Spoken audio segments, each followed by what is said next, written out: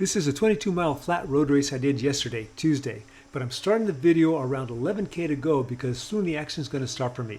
Hey cycling community, this is Steve Grusis, the Cycling Greek. I've positioned myself toward the middle back of the pack so I can have a good run to make an attack. Now, I'm not expecting this first attack to go anywhere because this is kind of like a leg opener for me. What I did earlier in the race was actually a workout for me. I started doing this last week when I did this race. I would do 40 minutes of sweet spot, and then the balance of the 10 to 15 minutes, depending on the length of the race, I would actually use to race. Well, my intent was again to do 40 minutes of sweet spot.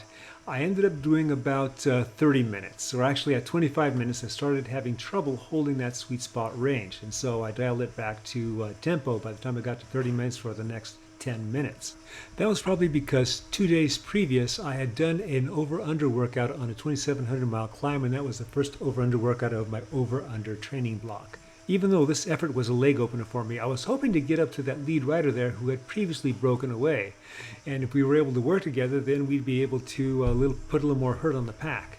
Now, the person that first came up to me was T. Nitty. I mentioned Mr. Nitty because he was a pretty strong guy and you'll be seeing him again. Understandably, this attack caught everybody by surprise because there were no attacks previous, except maybe for the guy I was trying to bridge up to, but it was pretty stable. While I was doing my workout, everyone was pretty much doing their own same pace. There are about 22 people way ahead of us, and they're mostly A's and B's. I'm a category B, but I'm a really old category B. My age is 66 and I am subject to AFib, but for some time I've been doing pretty good with that.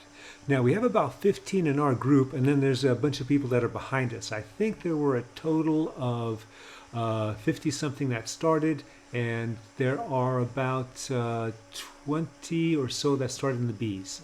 Though you'd never really know until it happens or doesn't happen, I figured at this point there wouldn't be any counterattacks. So when I got caught, then all I had to do was just recover in the pack. The reason I'm attacking the group is that not only can I not sprint, but I'm of course an old guy who can't sprint, so that's even worse. So I figure everyone else here is younger than I am, and everyone else here can sprint better than I can. It's not that I think that I can solo for 5 miles by myself. What I'm trying to do is cut down the number of people that I'd have to sprint against. It's now 1.5 miles later, and I've gotten enough rest, so now I'm looking to make another attack. What I want to do is position myself at the back, right in the middle at the back, and then start my run. And the couple times that I tried to go to the back, the pack seemed to slow down. Not because they're watching me, just because of the nature of how they're riding right now. I think that they all want to go toward the end and then do a final sprint, as opposed to trying to do what I'm trying to do. I finally get myself where I want to be, and so now I'm about to start my run.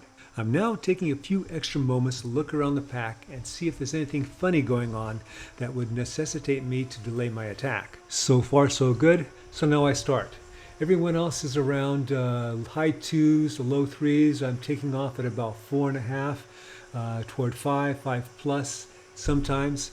I have old legs, remember, and so I seem to have a little bit of a gap, but not much. So the other one was leg opener. This is not a leg opener. I want to see what's able to happen. So Mr. Nitty comes up to me, so I'm thinking, okay, this is the same guy as before.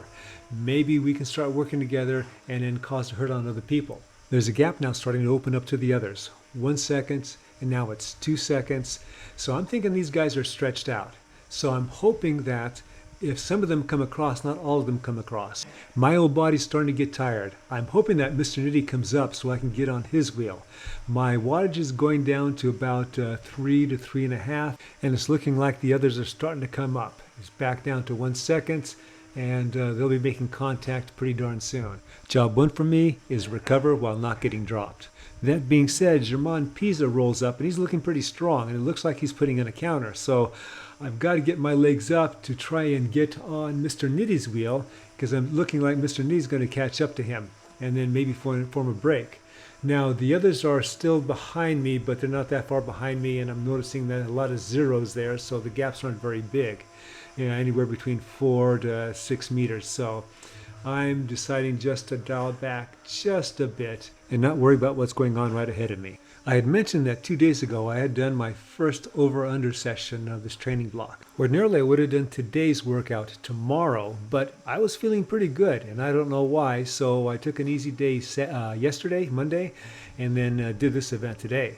As I'm putting this video together, it is now the next day, Wednesday, and I did not want to do any type of riding at all, so I just took the day off. Tomorrow I'm going to do endurance, maybe even tempo. It all depends on what I feel. Friday I take off, and then Saturday is going to be another big workout. It's going to be another over-under workout that's going to be taking place on that same climb. And I'll probably dial up some of those parameters on my over-unders. I talk about that in my video that I made when I did this first over-under workout, and that video is going to be linked in the description below.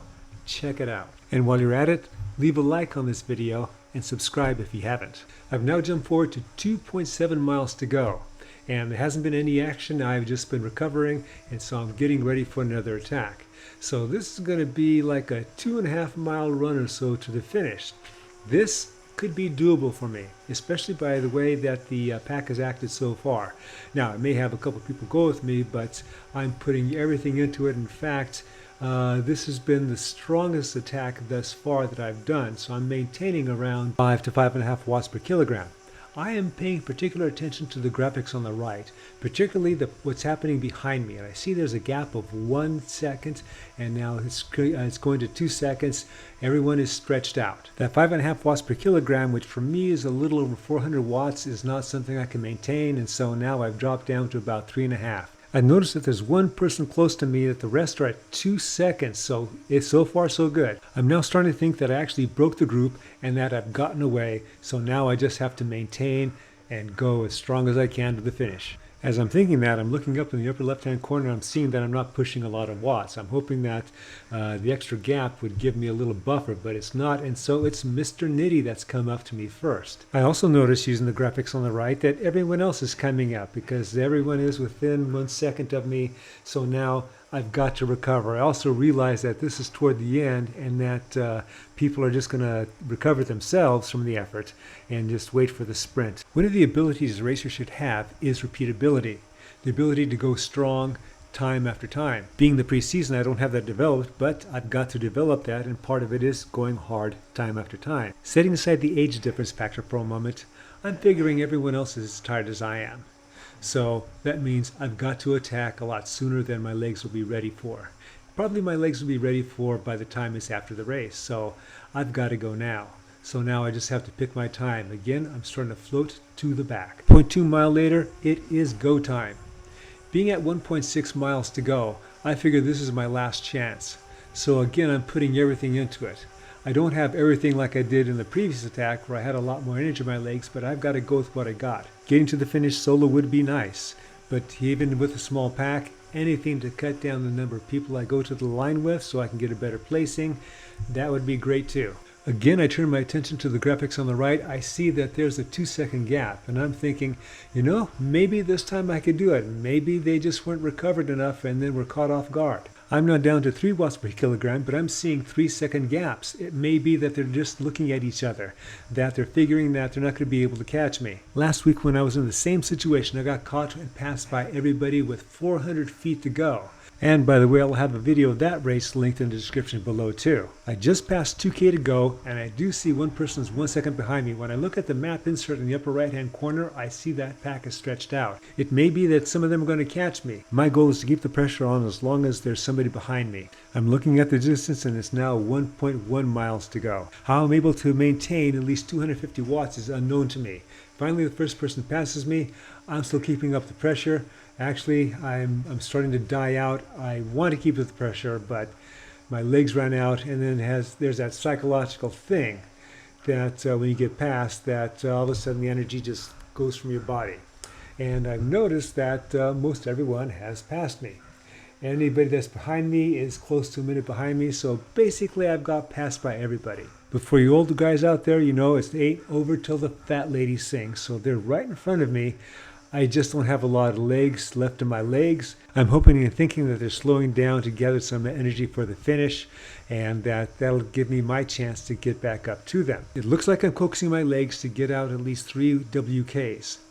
But look at the graphics on the right with the leaders of that pack up there, and they're doing over 3 watts per kilogram. So they're starting to pull away. I know I can't catch them, so I remember a quote that I heard a while ago, and the quote is, if you can't win, at least you got to finish strong. So I'm now trying to do as much watts as I can to get all I can out of this workout and to finish strong. Jumping to before the finish, I am now putting in over 300 watts, finishing strong. It was a good workout. Sometimes you take your chances, but regardless, I got the work I needed. I hope you enjoyed this video and you got something out of it. Remember, you have those 2 videos below to watch. And also remember, comment, like, subscribe, The Cycling Greek.